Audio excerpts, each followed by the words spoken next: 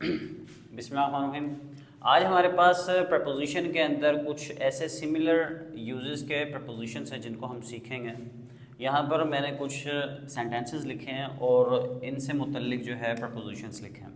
मैं साथ के साथ आपको समझाता भी रहूँगा और आप मुझे ये फिल भी करवाएंगे। अगर आपकी गलती होगी तो मैं आपको भी बताता रहूँगा। सबसे पहले है I am dash of city. क्या आएगा? Out of city.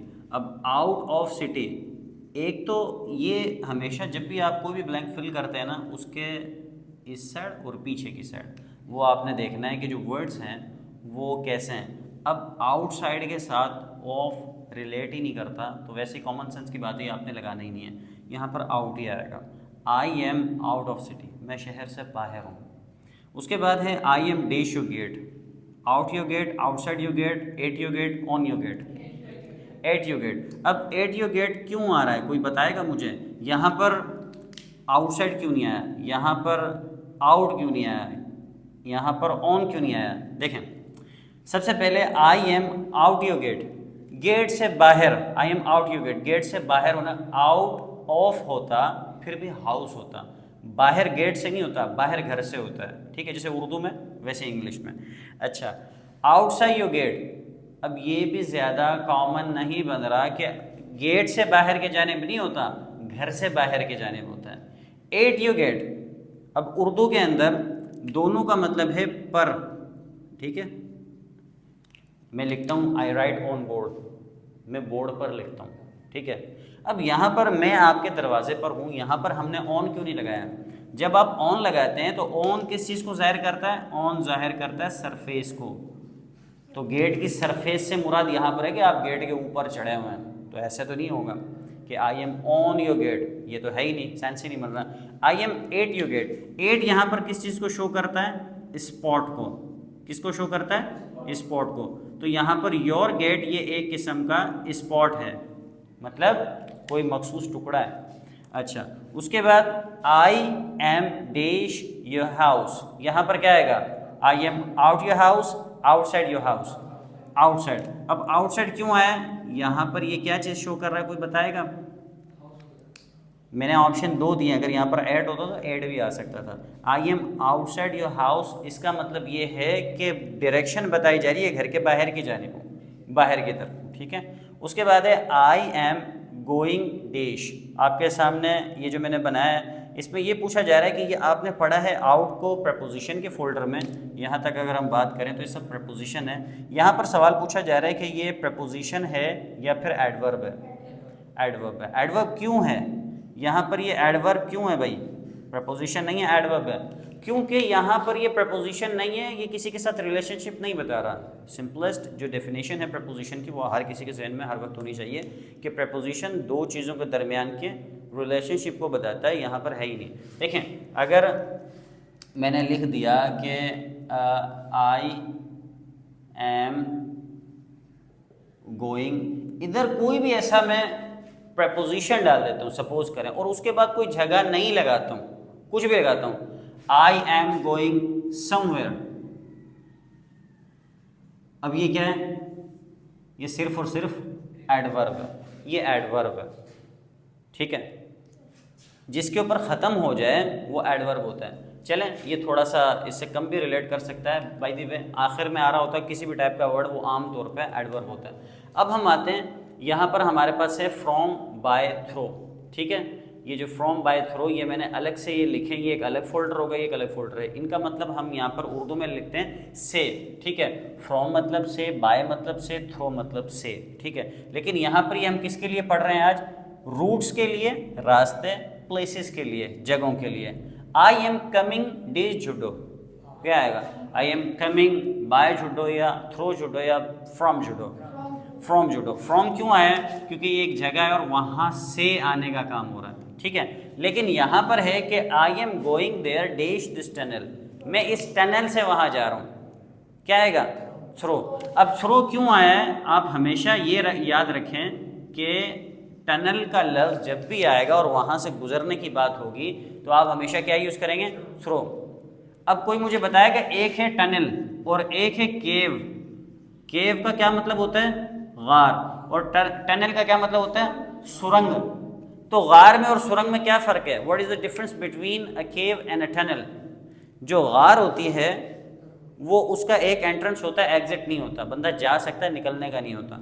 और जो टनल होती है उसमें बंदा जा सकता है, दूसरी जानिब से निकल सकता है, एक एंट्रेंस हो एक एग्जिट हो, वो टनल होता है। अच्छा, उसके बाद I have come here dash road. जितने भी सफ़र हैं, जो 3 किस्म के इंसान सफ़र करता है, 3 बर्री सफ़र जिसको हम सड़क के ज़रिए जो भी हम सफ़र करते हैं, गाड़ी से, बाइक से या पैदल, वो बर्री सफ़र है। फिर एक है बहरी सफ़र। बहरी सफ़र कौन सा होता है? बहरी सफ़र में मुराद है वो फ़िज़ाई होता है, पानी का, ठीक है। अच्छा, उसके बाद एक फ़िज़ाई सफ़र है, हवाई सफ़र है, जो जहाज़ के ज़रिए होता है, ठीक है। ये बर और बहर अरबी ज़बान के लफ्ज़ हैं, ठीक है। तो रोड का जो भी मतलब बर्री सफ़र है, वहाँ पर आपने क्या लगाना है? By road. गाड़ी, कोच, बस, कुछ भी, किसी में भी सवारी की है, बाइक पे, गधा गाड़ी पे, जिस पर भी की है। I go there dash air by air. By air का मतलब क्या है? जहाज, हेलीकॉप्टर, कोई भी उड़ने वाली चीज़ जिसमें बैठकर वो एक जगह से दूसरी जगह गया। उसके बाद है she comes here dash water sea. क्या आएगा? बाय। कश्ती का या कोई भी ऐसा सफ़र जिसमें इस टाइप का लफ्ज़ आ जाए, वहाँ पर आपने क्या लगाना है? बाय। अच्छा, उसके बाद हमारे पास कुछ प्रपोजिशन है ड्यूरिंग, सिंस, फॉर। ड्यूरिंग दौरान, सिंस का मतलब भी से और फॉर का मतलब भी से। फॉर का मतलब के लिए, वो अलग चीज़ है, लेकिन हम किन चीज़ों के लिए पढ़ रहे हैं? एक टाइम के लिए और एक ड्यूरेशन के लिए। अब देखो, टाइम का थोड़ा सा डिफरेंस मैं आपको बता दूं, टाइम और ड्यूरेशन में क्या डिफरेंस होता है। सबसे पहले देखें, टाइम के अंदर इस टाइप की चीज़ें होती हैं। अप्रैल, अप्रैल क्या है? महीना। अप्रैल, मई, जून, जुलाई, अगस्त, सब इसमें आ गए, सब मंथ्स आ गए। मैंने लिखा संडे, तो इसमें संडे भी आ गया, मंडे भी आ गया, ट्यूसडे, वेडनेसडे, सारे दिन आ गए। मैंने लिखा 2015, तमाम आगे के पीछे के 1992 वगैरह वगैरह सब साल आ गए इसमें। उसके बाद 11 o'clock, मैंने वक्त किसी का मतलब जो दिन का एक मखसूस वक्त है, 11 बजे, 12 बजे, 1 बजे, वो सारे के सारे टाइम आ गए। उसके बाद मॉर्निंग, मॉर्निंग के साथ मॉर्निंग भी टाइम में शुमार किया जाता है। मॉर्निंग स्पेसिफिक टाइम में शुमार किया जाता है, क्यों? क्योंकि जब हम मॉर्निंग का लफ्ज़ कहते हैं, उससे हमारी हम क्या मतलब मुराद ले रहे होते हैं? उसी दिन की मॉर्निंग। देखें, मैं सिंस मॉर्निंग, अब आपने हमेशा सुना होगा I been playing cricket since morning, I been teaching since morning, I been doing this since morning.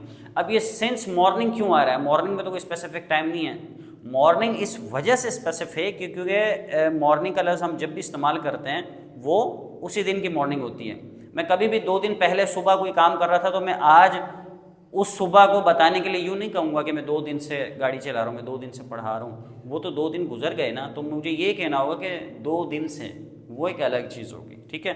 वो ड्यूरेशन में आ गई है, 4 2 days। अच्छा, ड्यूरेशन क्या होती है? 10 मंथ्स, तो हर किस्म के मंथ्स आ गए, ठीक है। 5 years, तमाम किस्म के ईयर्स आ गए। 10 months, ठीक है, 10 months, तो तमाम किस्म के वो कितने ही हो जाए, 10, 50, 100 जितने महीने, वो सब इस कैटेगरी में आ गए। 6 seconds, 60 सेकंड्स, ये सारे सेकंड 60 हो, 120 हो, 5 लाख हो, 50 लाख हो, सारे सेकंड्स आ गए। मैनी डेज, कोई इस टाइप का हो, इन्फिनेटिव वे के अंदर हो, मैनी डेज, सम ईयर्स, सम वीक्स, वो सारे के सारे इसमें आ गए। तो ये बेटा जहाँ भी होगा, ड्यूरेशन का काम जहाँ भी होगा, वहाँ आप लगाएंगे क्या? 4। और टाइम का जहाँ भी होगा, वहाँ आप क्या लगाएंगे? सिंस, ठीक है। यहाँ पर लिखा हुआ है I have been teaching dash June, क्या लगाएंगे? सिंस, क्योंकि ये एक स्पेसिफिक मंथ है, टाइम है। She has been laughing dash 10 minutes, क्या आएगा? For 10 minutes। क्यों? क्योंकि ये क्या है बेटा? एक ड्यूरेशन है, दौरानिया है। अच्छा, डैश माई क्लास। अब एक ये चीज़ आप जहन में रखिएगा कि प्रपोजिशन का मतलब ये हरगिज़ नहीं होता कि आखिर में ही आए, शुरू में भी आ सकती है, लेकिन किसके जो रिलेशनशिप बता रहा है वो क्लास के साथ। क्या आएगा? Since my class, for my class या during my? Very good, during my class no one can laugh, मेरी क्लास के दौरान कोई भी नहीं हंस सकता, ठीक है, ड्यूरिंग माई क्लास। और इस जुमले को यूँ भी मैं लिख सकता था, no one can laugh dash my class during my class, ऐसे भी लिख। लेकिन जब ये होता है ना, इसको बेटा बोलते हैं एडवर्बल। जब भी आप एडवर्बल को आखिर से हटाकर शुरू में लिखते हैं, तो आपको एक कॉमा देना होता है। जैसे मिसाल के तौर पे मैं अगर ये बात यूँ लिखता हूँ, in the morning I play football,